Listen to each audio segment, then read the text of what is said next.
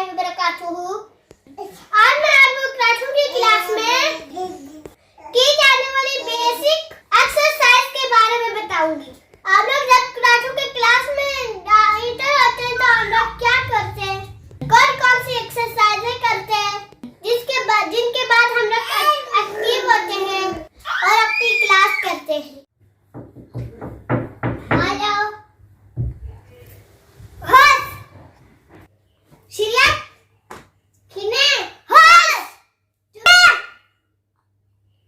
Zombie, क्या, etch, क्या, ऐसे सोगी, होश, इच, क्या,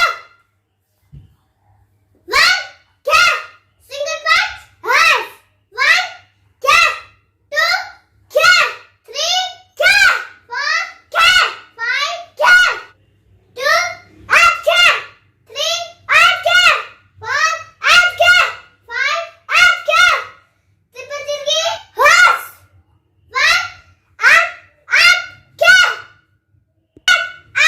क्या, थ्री, and क्या, फोर, and क्या, होश, सिंपल जंप, होश, इच, चेंज,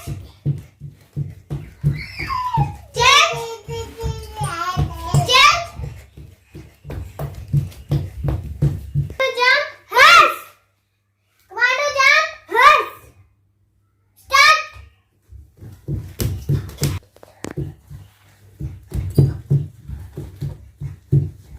Hush.